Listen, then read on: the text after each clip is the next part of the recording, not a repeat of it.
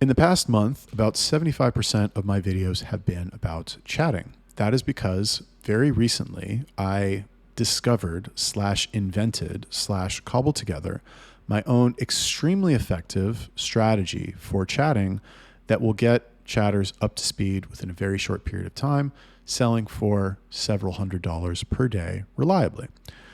I'm continuing to refine the strategy, but I had the skeleton of the strategy from the beginning. And in this video, I'm going to give you an in-depth explanation of what I do at every single step, more or less. And this will hopefully be helpful for you because this strategy is how to build a connection with whoever you want. Really, you can build a connection with anybody, but we are doing this to build connection with the high spending customers. Obviously, you can build connections with time wasters if you want, or people who appear to be time wasters. Well, I don't want to say time wasters. I want to say broke people. Time wasters, they may have money. A broke person does not have money. So let's talk about the 5 steps. Now, let me preface this by saying that this is stuff. Well, really, it's 4 steps actually. The steps that I'm going to outline to you is what happens naturally over the course of a conversation or multiple conversations on the way from strangers to friends or strangers to boyfriend, girlfriend, whatever. This happens naturally. Okay. However, what we are going to do is we're going to reverse engineer it, and we are going to crack the code to do it as quickly as possible so that, we can not have to fucking wait a year to get any results. Okay. So the first thing that you need to do is to every new sub, you want to send a personalized message that is a play on their username. So I don't have an automatic welcome message on any of my accounts. I make the chatters send, like I said, a personalized message to all new fans that is a play on their username. For example, if their name is saltybob123, I will instruct the chatters to send an opening message to be like, "Hey Bob, how are you? And I'm just making shit up. Is your brother's name Pepper Bob? Ha ha ha." Or "Hey Salty Bob, fucking whatever. Do you have high blood pressure because you're so salty?" I have no idea what the fuck I'm saying right now. But the point is for them to make up an opener based on the username so that the fan understands that they are not the victim of a mass message, that they are being sent a unique message that was only to them, that has had more thought put into it than probably every other message that they've gotten from 99% of all the other OnlyFans models that they are subscribed to. Okay, it's very important. Most chatters are dog shit. Most chatters are like, "Hey babe, I'm so horny. Hey baby, do you want to unlock my content for $10? It's awful. It's terrible. It's lazy. It shows no effort at all. And we rag on subs for being simps, fine. But they still have a basic level of human intelligence where they appreciate being shown, being given good service. Everybody appreciates being given good service.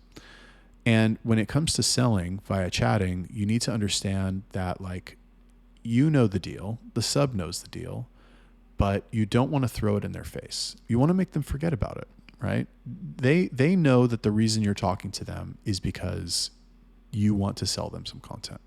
Even if you don't talk about selling content, even if you do all the stuff that I'm going to outline for you right now, they still know, right? They still know. But if you throw it in their face and you make it blatant and obvious, they're going to get turned off. They're not going to want to buy it.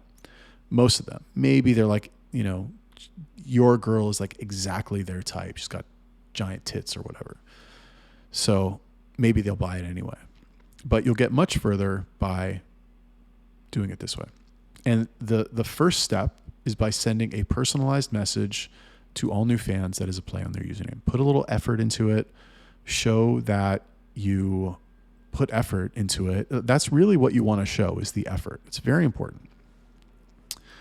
Step number 2 is to qualify the sub in these 3 areas: age, location, and profession.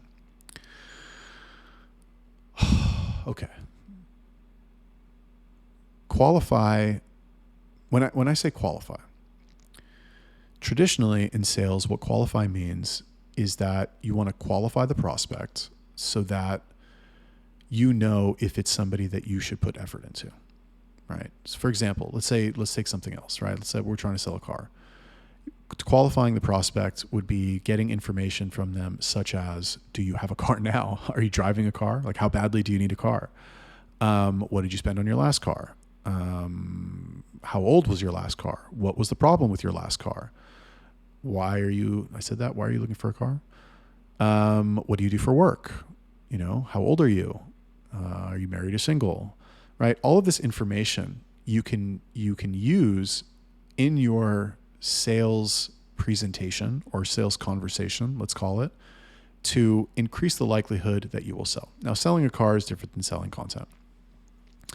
But I will tell you that age, location, and profession are probably the three most important areas that you want to qualify a sub on. For example, you don't want to ask him questions. I mean, I guess you could try it. Like, how many other girls are you subscribed to? Right?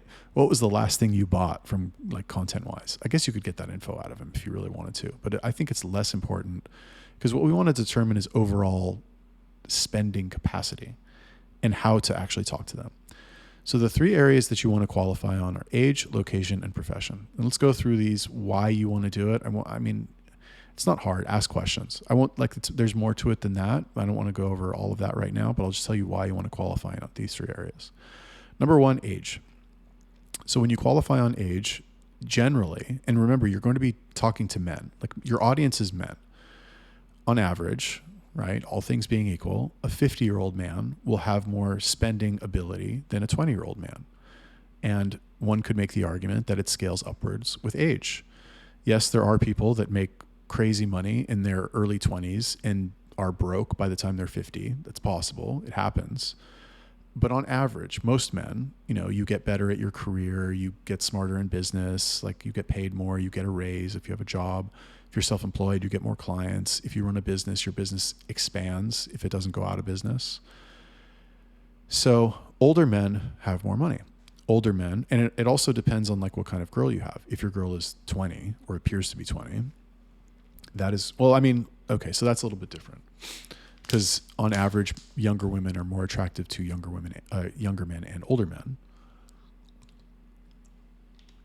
But I can tell you, as a 40-year-old man, there is something very appealing about dating or building an emotional connection with a girl who is 22, right? And the reason for that is because, women at that age, they've been run through less, to be honest. They're more naive about the world. And as a man, it's fun to teach women things. It's fun to be in that role of, like, I'm teaching you things, I'm showing you things, I'm exposing you to things you've never experienced before. It feels good. It's a good feeling. If you're, still, if you haven't experienced that, like, just wait till you get to my age, if you're not married by then, and you'll see what I'm talking about. So that's, like, you basically are going to put them in, you're going to know a lot about them when you know their age. Okay. If he's older, he's probably divorced. And if he's younger, right? Younger guys have less money. Younger guys are less mature. Younger guys will talk a certain way. Younger guys are going to have different information, like different knowledge about stuff than older guys are. They're going to have less information, arguably. They're going to have more current information. So all these things will, like, tell you how to talk to them. Number two, the second thing you want to qualify on is location. So people who live in, I guess, do people who live in big cities make more on average? I'm not sure, probably, because there's more job opportunities, let's say, bigger population for businesses and stuff. If somebody lives in Miami, right, they're going to have a different attitude towards you as a chatter girl, right, than if somebody lives in, I don't know, fucking Nantucket, like some shithole in fucking middle America. Why? Because I can go to the grocery store and see 10 women who are, if I put them in your city, they'd be the 10 hottest women in your city, right? And so like, how hard am I going to simp for a girl online? Probably not that hard. As opposed, just because I'm exposed to so much more, as opposed to some guy in fucking Nantucket who has no girls his age. They're all fucking pregnant or fat or ugly or on meth.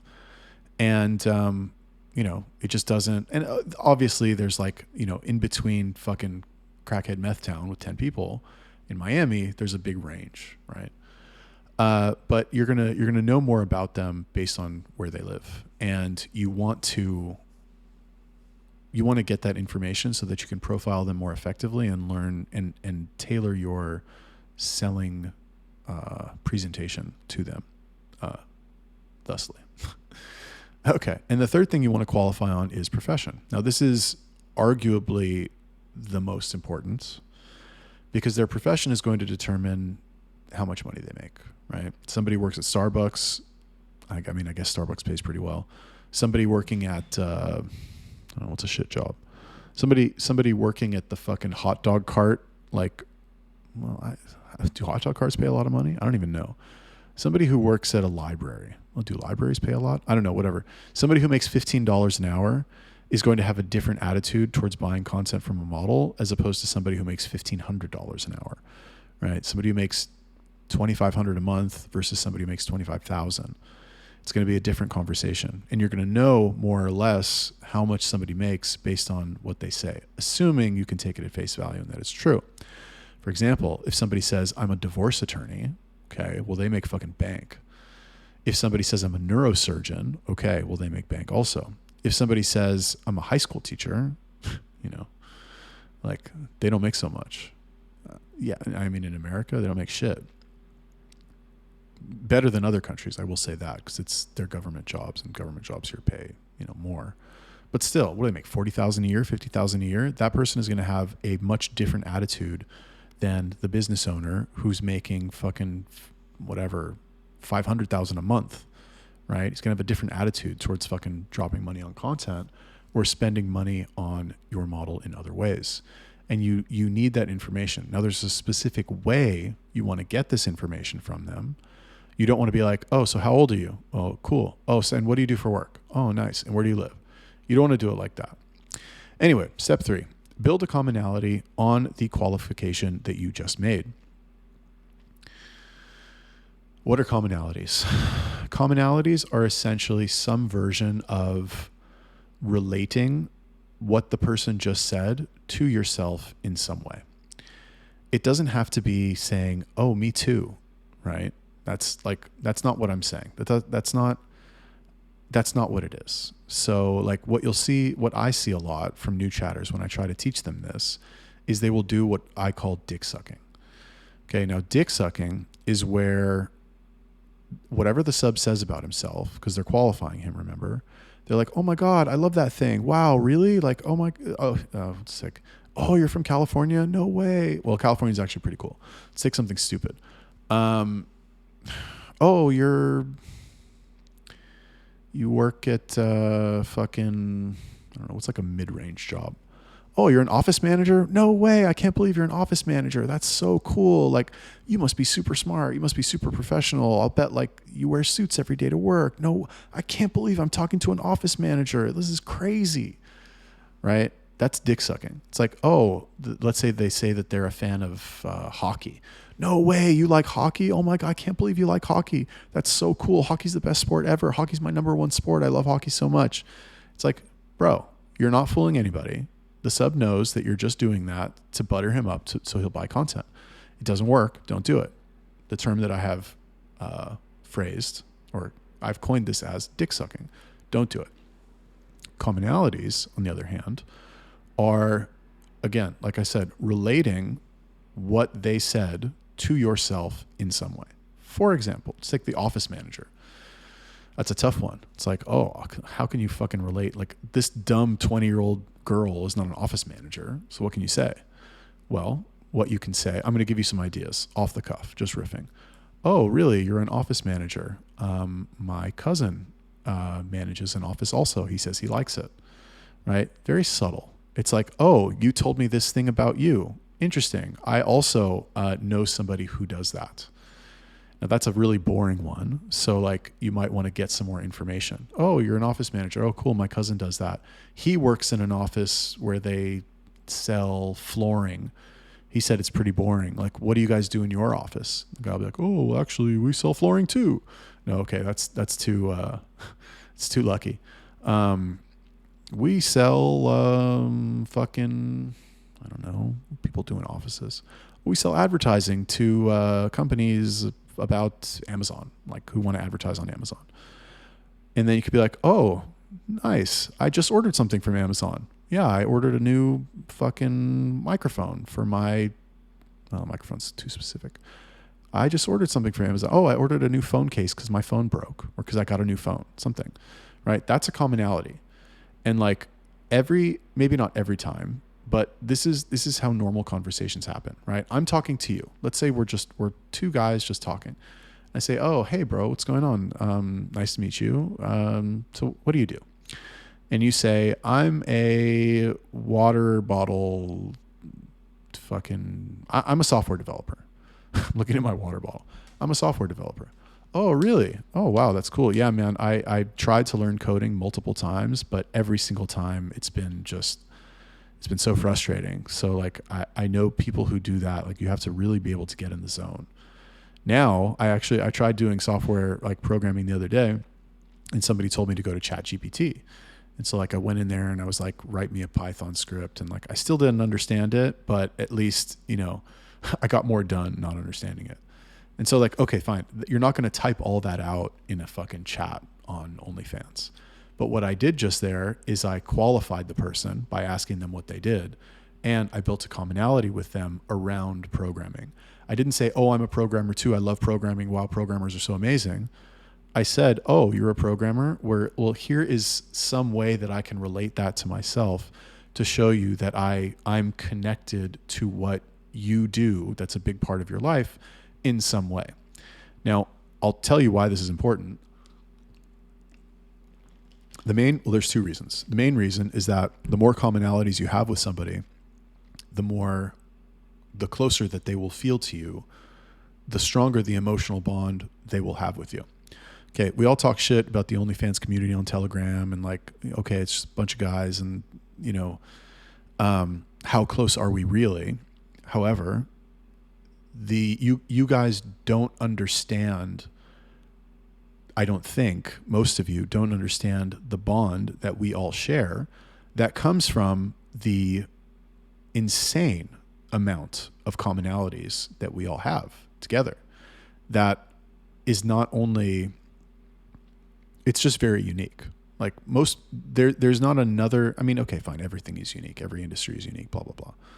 But like, there's so many, I mean, everything about models, everything about VAs, everything about chatters, everything about traffic, like all the different traffic platforms, all the commonalities that exist around that between people who have been doing this for a long time. Just by it's the closeness that you feel with them, even if you don't like them, even if fucking you've never talked to them and you just meet them one day, you're going to feel instantly more close to them. Like, I'll give you an example. Let's say you're deep in the Telegram game. You're deep in the OFM game. You're on Telegram, whatever. And let's say you're out one day and somehow you manage to meet somebody who's also in the game on Telegram, everything, same as you. The level of closeness that you are going to feel with that person is going to be huge. Fucking J curve, bro. Like through the roof instantly in the span of 5 seconds, just because you know automatically that you have so many commonalities with them. So unfortunately, and that's like, obviously we are not going to get to that level when we're chatting with fans, and it's different because it's romantic and you're probably not trying to get romantic with like the OFM guy on Telegram that you know. Maybe you are, that's cool. But you're probably not.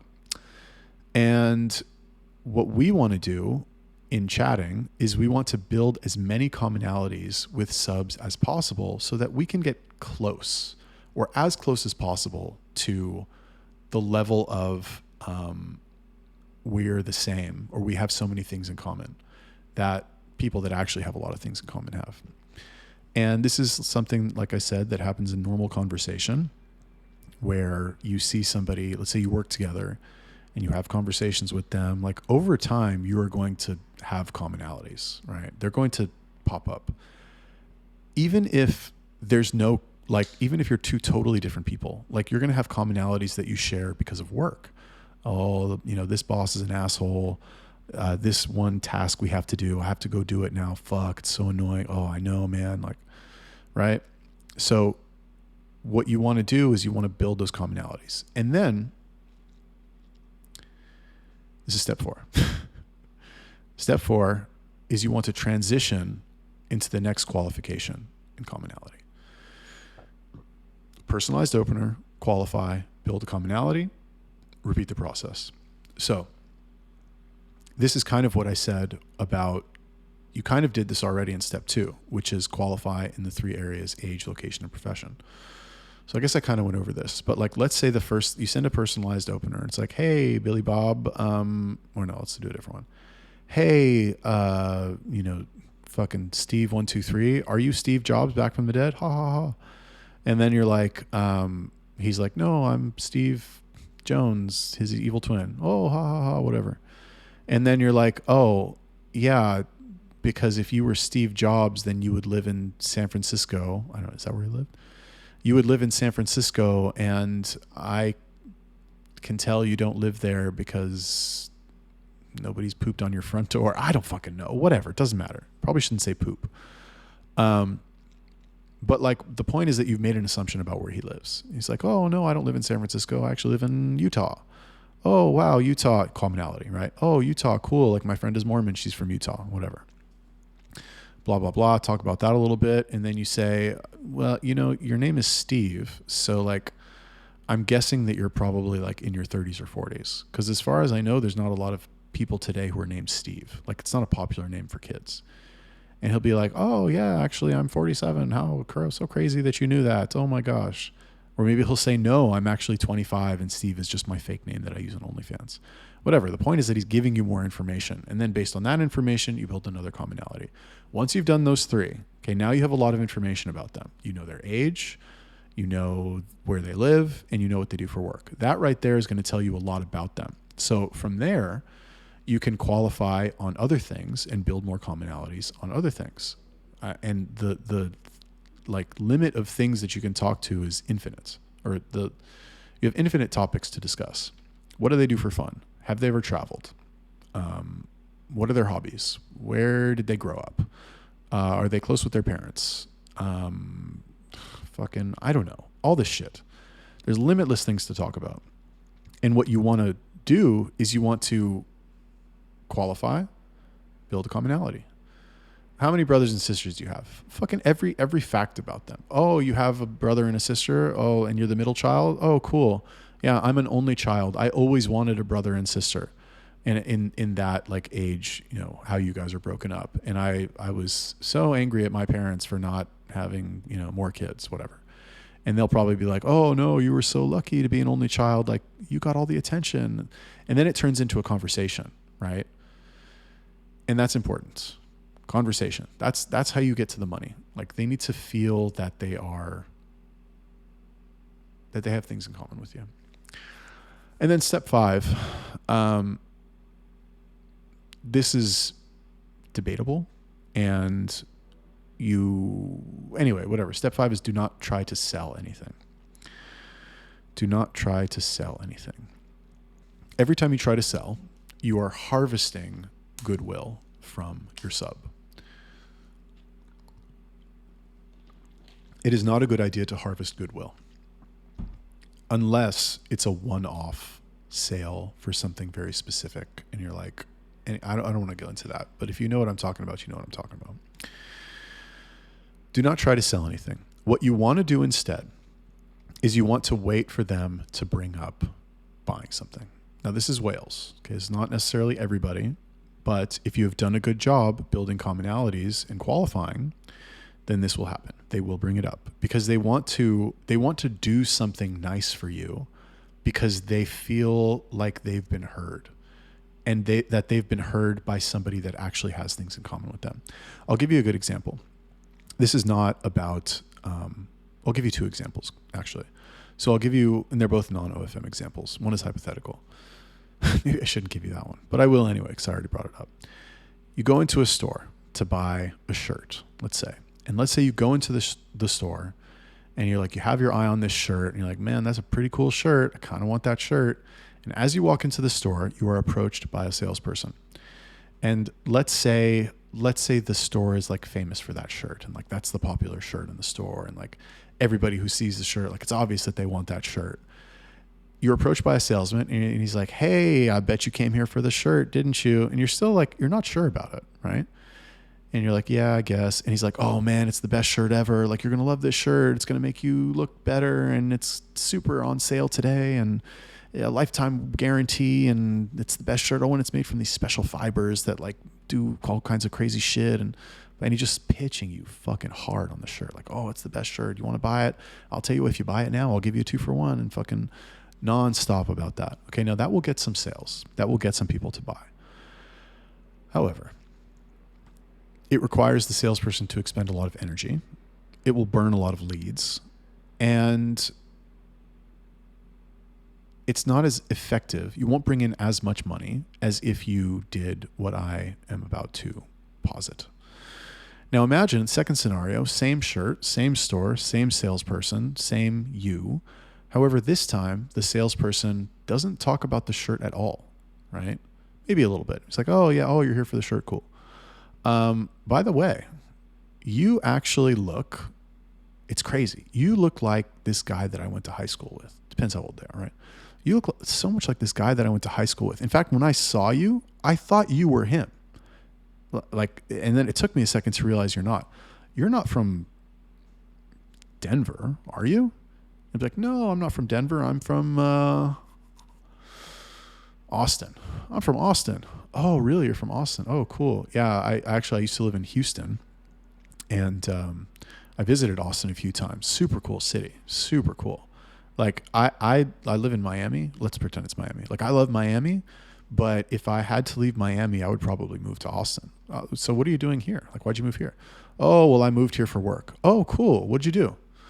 I'm a fucking podcaster. Oh, really? You're a podcaster? That's so cool. I've always wanted to start a podcast, but like, I'm just so, I'm like, I don't know what to say. What the fuck am I going to make my podcast about? Like that, it's so, I'm like insecure about it. Like, how did you come up with your idea? And then he'll be like, oh, well, blah, blah, blah. And meanwhile, he's fucking blah, blah, blah, talking about all this shit and fucking his podcasting thing and where he's from. And in the span of 5 minutes, his whole fucking life story. And what do you think happens when you let somebody talk about themselves for 5 minutes and you know everything about them afterwards? What do you think happens? They like you. They like you a lot. They like you so much, it's insane. They want to like bring you into their life and introduce you to their friends, and they're like imagining the two of you like going on adventures together. All right, maybe not that extreme, but they definitely develop more of a fondness for you. And notice what did not happen in that example. I didn't say anything about the shirt. There's no mention of the shirt at all. Now, this style of selling, well, I mean, forget about selling. Like, it doesn't even need to be about sales. But anyway, once you, like, let's say the salesman uses that tactic, and after 5 minutes you're talking to him, you all of a sudden like realize unconsciously, let's say, that you have these 5 things in common with him, or that he can relate to your experience in these 5 different ways. You're going to be more interested in buying the shirt because, number one, you're in a better mood. And number two, because you like him, you want to do something for him. And so like, even if maybe you didn't even really want the shirt when you walked in, but you kind of wanted it, but like now you're like, well, you know what? The salesman was such a nice guy, I ended up buying it. Right. And if he at that time, like maybe puts a little bit of pressure on, you might buy 5. Be like, oh, really? Well, it is a cool shirt. And today we have a deal, buy 2, get a free one. Like, what about your dad? You told me your dad, blah, blah, blah. Let's say you got some information about him. Oh, your dad, he'd probably like a shirt like this. I'm just saying, if I got one for my dad, he loved it. Whatever, you get the idea. So that's the hypothetical example. Now I'll tell you the real world example. Okay. I matched with a girl on Hinge, and this was not like a trick, right? It wasn't like a takeaway, right? A takeaway is where you say like, oh, you wouldn't really like this. Like you probably shouldn't do it. Like I said to her, she was really pretty, but I could tell she's one of these girls who like is just used to fucking $500 dinners. Like, and that's probably low. Actually, I said $500 dinner, like probably like $5,000 dinners, getting flown on private jets. Like she's a stunner, like stunning, super skinny, beautiful face. And I was like, man, out of my league, for sure. Out of my league. And I kind of told her in the beginning, I matched with some bullshit. My online game is pretty good now. Anyway, I matched with her over some bullshit, and I said like, oh, you know, like what did I say? I was like, you're actually, not that you're cooler than I thought, but like you're different than what I expected. But I'm probably too boring for you, or I'm probably not cool enough for you. And she's like, and it functioned as a takeaway. She's like, no, what do you mean? Because I wasn't trying to sell myself. We just had like a normal conversation. And then she turned the tables on me because she started asking me all these questions about myself. Like, oh, where do you live? And she's like, and I was like, Wynwood. She's like, oh, you live in Wynwood? I love this restaurant here. And I was like, okay, well, I don't know that restaurant. I've never been there. And she's like, how have you never been there? It's such a popular place. And then I said, oh, well, I like to cook. Actually, I cook every meal at home, basically. And she's like, really? What did you cook? Like, what do you cook? And I told her, I was like, oh, I make, garlic, onions, jalapenos, and some protein, saute it, put it in a wrap. And she's like, oh my God, that sounds so amazing. I love cooking also. And I was like, this, and okay, so what is she doing? She's qualifying and she's building commonalities, right? What ended up happening, and when I said like, I'm too boring for you, I kind of wrote it off in my mind. I was like, I'm not going to take this girl out because like, I don't, am I too cheap? Am I too poor? I don't know. In Miami, if you want to go on a date, like you got to take the girl to dinner. It's not, unless she's a tourist or just, even if she's broke and lives with her parents, like she wants to go to dinner. You know what I mean? It's crazy. These girls all want to fucking go to dinner. And not only do they want to go to dinner, but girls like that, like they want to go to dinner somewhere where you're going to like spend a lot of money on them. They won't even show up otherwise. Like they'll stop messaging you. You can't suggest like a nice place where it would be like $150 for dinner. Miami's expensive anyway. But like, I would never, ever in any other city on earth, I would never take a girl to dinner on the first date and spend $150. Like we're going to a shitty bar to have a beer or a drink so I can see like, if I like you. But in Miami, no, bro, you're buying dinner. Anyway, what happened is that as she continued to build commonalities, I was like, okay, well now I kind of want to take her out. Now I kind of want to see her. I mean, she was hot and all that, but like, because she had done that, I didn't even want to take her out, but I was like, okay, you know what? Like, I feel like I've been heard. You've validated my existence so much that like, okay, let's get some food. Fuck it. I'm not going to take her to a fucking crazy place. I'll take her to like a mid-range place and see if she sews up. But, and she probably will, honestly. And she's so hot. Oh my God. Oh my goodness. And she's just like, whatever. Anyway, it's not the point of this video. So don't try to sell anything is the point. And this is with whales. Okay. They will bring it up. They will bring it up. They will feel so good about the experience that you have given them that they will want to repay the favor in some way. And like, yeah, you have dumbasses out there who are like, oh, do you want me to send you a picture of my, and like you actually want to see, like what girl wants to see that? Like how dumb are you, bro? But they'll want to reciprocate in the way that they think will please you, which is money, obviously, right? They know the deal. They understand like what OnlyFans is. They know that the girls are there to make money, and they know that money will make them happy because they've sent money and bought things from other girls, and that's exactly what it did. So they will bring it up, and how you decide to proceed from there is up to you. Period. End of story. So thanks for watching the video. I am done. Subscribe, comment, like, etc., etc. Goodbye.